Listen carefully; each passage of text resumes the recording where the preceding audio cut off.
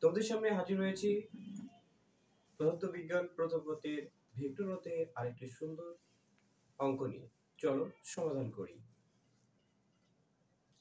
এখানে বলা হয়েছে যদি এ ভেক্টর অর্থাৎ টি দ্বারা সূচিত করা হয়েছে ভেক্টরটিকে 3t square minus T I cap plus 2 minus 6t J cap plus minus 4t K cap হয়, তবে a অফ dt এবং 2 4 লিমিট a dt নির্ণয় করে। এক্ষেত্রে আমরা এই চিহ্ন দ্বারা এবং এই চিহ্ন দ্বারা কি বুঝে থাকি? এটা সাধারণত ইন্টিগ্রেশন, অর্থাৎ প্রথমে আমাদের প্রশ্নের সমাধান করার জন্য আগে প্রশ্ন কি বলছে সেটা বোঝা জরুরি, এবং প্রমাণের ক্ষেত্রে দেখতে হবে যে প্রমাণে আসলে কি বোঝানো হয়েছে এবং আমাকে কোন দিকে যেতে হবে আর কোন দিক থেকে সমাধান করলে আমরা প্রমাণের দিকে সহজেই যেতে পারবো। দেখো, আমরা যদি প্রশ্নের দিকে তাকাই তাহলে কিন্তু একটা ইন্টিগ্রেশন মার্ক দেওয়া আছে এবং dt দেওয়া আছে, যেটা গণিতে লেখা হয় dx চলক দ্বারা।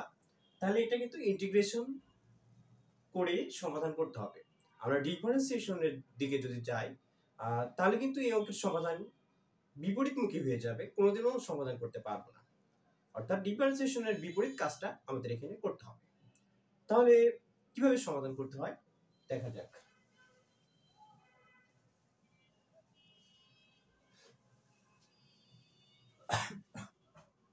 তাহলে আমরা এক নম্বর দিয়ে শুরু করি।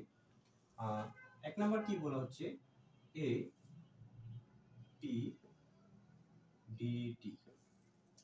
তাহলে এটি dt তাহলে নির্ণয় করতে হবে। এখানে একটা চিহ্ন হবে ইন্টিগ্রেশন, এখানে একটা চিহ্ন হবে। তাহলে এটা সমান আমরা কি লিখতে পারি? তাহলে আমরা যেহেতু এটি এর মান দেওয়া আছে, আমরা তাহলে মানটা লিখে নিলেই সবথেকে সুবিধা হবে। 3t square minus t i cap plus 2 minus 6t j cap minus 4t k cap.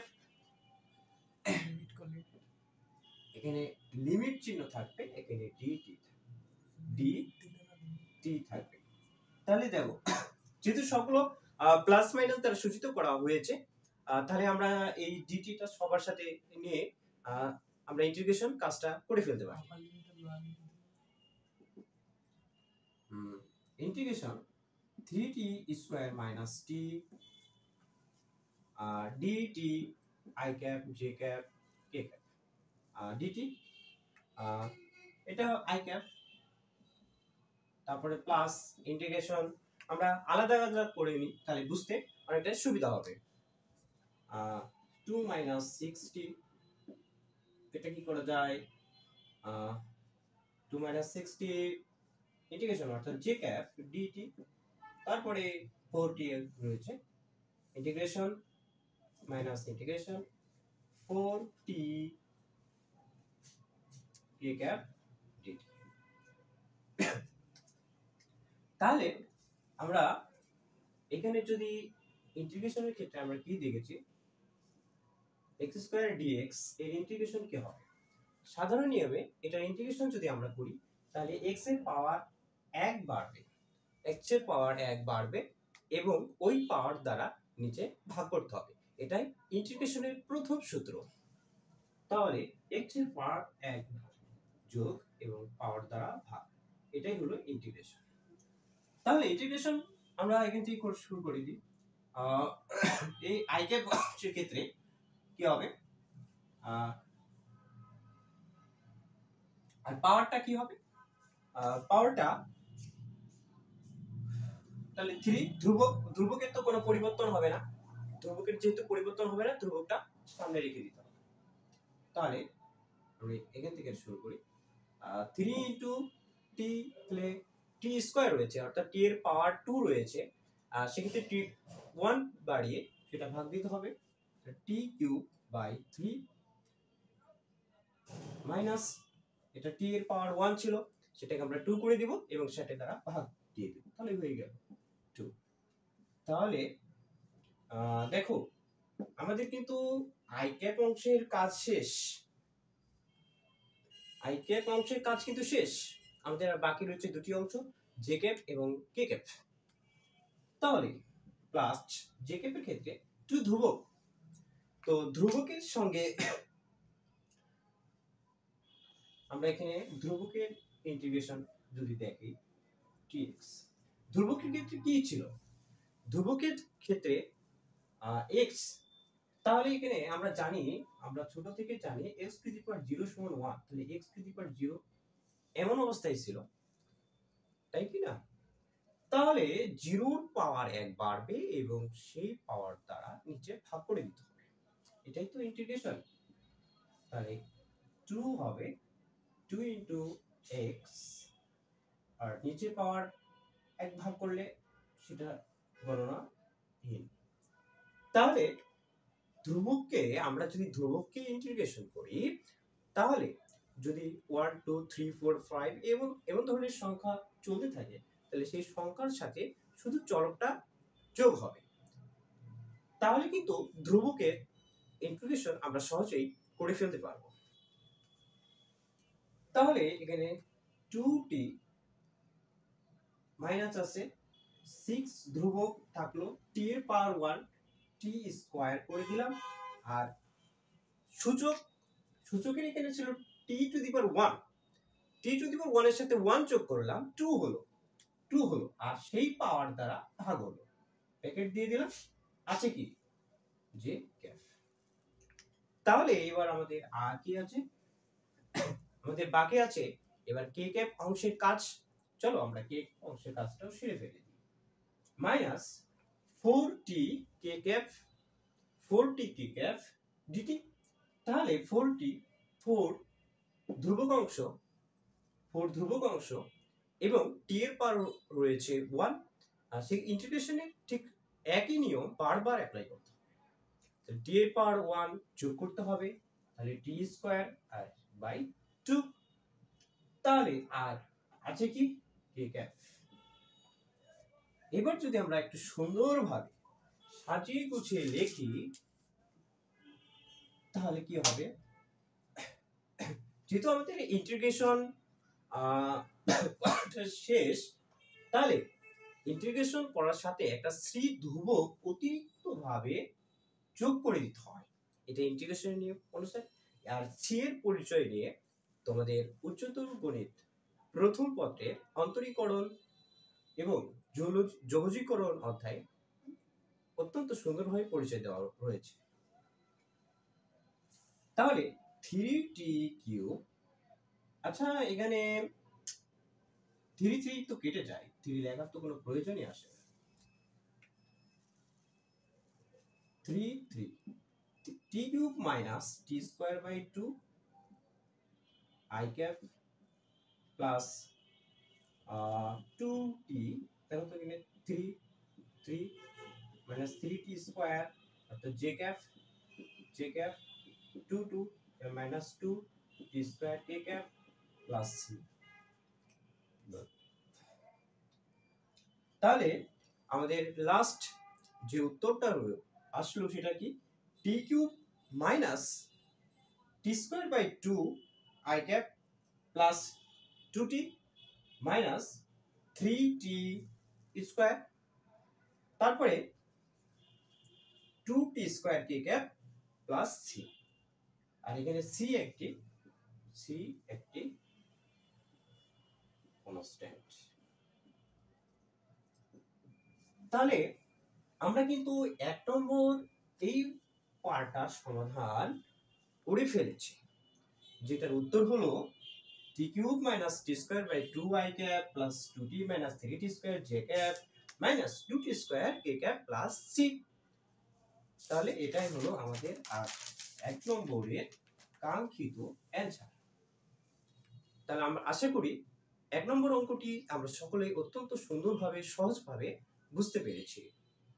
সকলেই যাদের তোলা হয়নি সুন্দরভাবে উঠিয়ে নাও খাতায়। এবার আমরা 2 নম্বর অঙ্কটি করি। উত্তরটা দেখি তো তাহলে 2 নম্বর অঙ্ক শেষ হবে।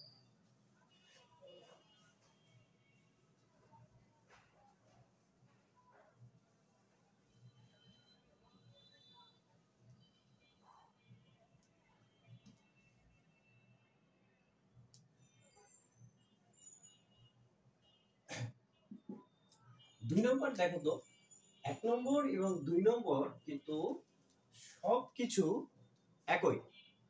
1 নম্বর এবং 2 নম্বর অঙ্কে সবকিছু একই। তাহলে শুধুমাত্র কি দেওয়া হয়েছে?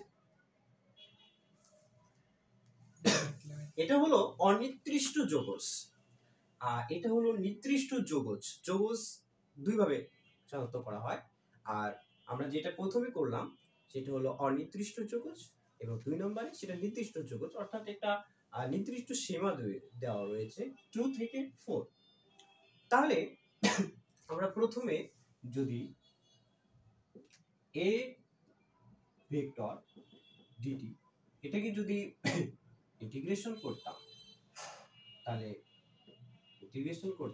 কি উত্তর পাওয়া সে হয়েছিল t cube minus t square by 2 i cap plus 2t minus 3 t square j cap minus 2t square k cap plus.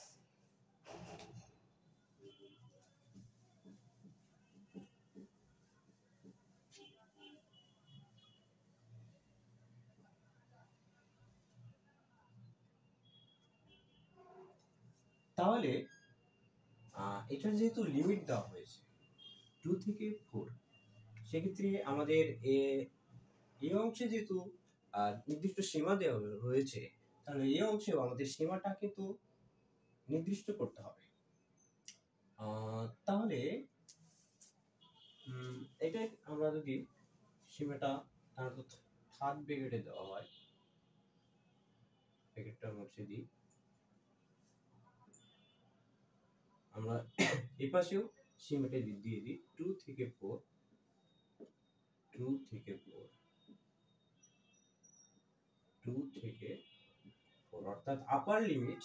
এটা হলো আপার লিমিট, এবার এটা হলো লোয়ার লিমিট।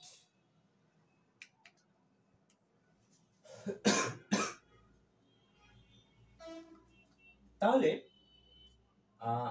এই মানটা বসে সরলীকরণ করলে কিন্তু আমরা 2 নম্বরে উত্তর পেয়ে যাব। তাহলে প্রথমে 4 বসাই, 4 cube minus 4 square by 2, upper limit বসালাম, এবার বসাবে lower limit 2 cube minus 2 square by 2, তার সাথে হবে i ক্যাপ প্লাস। এবার আমরা দ্বিতীয় অংশের ক্ষেত্রে যদি করি 2 ইনটু 4 মাইনাস 3 ইনটু 4 স্কয়ার, এটা মাইনাস করতে হবে দ্বিতীয় অংশ। তাহলে 2 ইনটু 2 মাইনাস 3 ইনটু 2 স্কয়ার, এটা হলো জি কে অংশ, মাইনাস 2 ইনটু প্রথমে কি আছে 4 স্কয়ার মাইনাস 2 ইনটু 2 স্কয়ার, তাহলে এটা হবে কে ক্যাপ। তাহলে আমরা সুন্দরভাবে সরলীকরণ মানটা বসিয়ে তাহলে আমরা যদি সরলীকরণ করে পাই, ক্যালকুলেটর হিসাব করে পাই, এটা 50 i cap minus 32 j cap minus 24 k cap.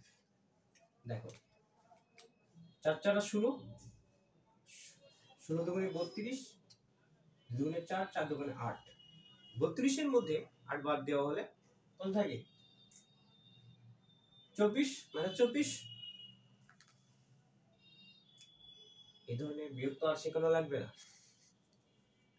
তাহলে আজকের আমাদের 2 নং অংশের কাঙ্ক্ষিত উত্তরটা কি হলো 50 i cap minus 32 j cap minus 24 k cap. তাহলে আমরা অনেক সময় এই ভেক্টর অংশে সাধারণত ডিফারেন্সিয়েশন দিয়েই করা থাকে, তবে ইন্টিগ্রেশন অংশটা অত্যন্ত কম থাকে, যেটা অ্যাডমিশন পরীক্ষায় সাধারণত দেওয়া হয়, তো এটাও মাথায় রাখতে হবে। অনেক সময় এটাও পরীক্ষায় চলে আসতে পারে। আর সেজন্য আমরা নির্দিষ্ট যোগজ সেটাও বুঝেছি, অনির্দিষ্ট যোগজ সেটাও বুঝেছি এবং অত্যন্ত সুন্দরভাবে বুঝেছি। আশা করি এখন সবাই পারবো।